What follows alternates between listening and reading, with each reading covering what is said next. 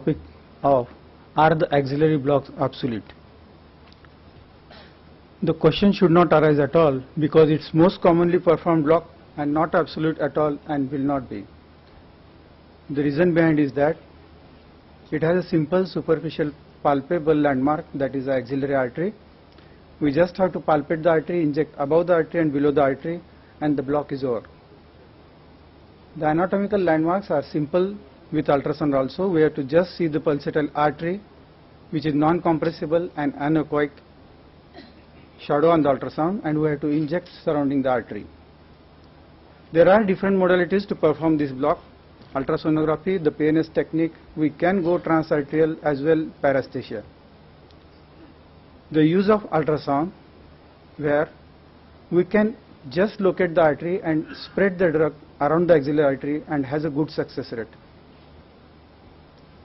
With the ultrasound, we can locate the nerves with or without the use of the use of a nerve locator, and it has a similar success rate. The ultrasound guidance is more efficient because we can visualize the target nerve, we can visualize the needle, the drug spread, we can decrease the number of attempts to perform the block, we can decrease the onset, decrease the local anesthetic doses, and decrease the complication rate. But don't worry, even if you don't have ultrasound, we can use a peripheral nerve stimulator and has a similar success rate with less incidence of complication as well. In case of emergencies, even if we don't have a PNS, we can go transarterial, inject the drug behind the artery for the radial nerve, come out, aspirate and inject the drug, deposit in front of the artery for the median nerve, and is proved to be safe and efficient.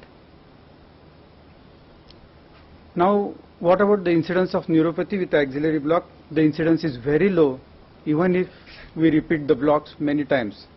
The reason behind is it has more of a stromal tissue surrounding the fascicles. The nerves swell very easily due to lack of fascia, and the number of fascicles are more, that is multifascicular with small diameters, so there is less chance of trauma. These axillary sheaths are very elastic, so they consume lot of drug without compromising the vascularity.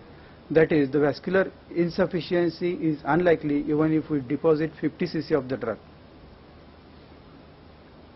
This drug requirement can still be reduced with the use of ultrasound up to 2 to 4 ml per nerve, and as Dr. Chan yesterday told, that can be still reduced to 1 ml per nerve. There are complications of the axillary blocks but are very few. Vascular punctures can be prevented by repeated aspiration and the hematomas as well. The incidence of nerve injury is less than 2%. They can be used as a sole anesthetic, can be best used as a rescue block for sparing. They are spite specific blocks. Here I mean to say that we can divert drug more to the drug where there is demand for the surgery. They are more specific for continuous blocks, and the drug toxicity can thus be reduced. They are most preferred blocks for a daycare surgery as the incidence of complication is very less.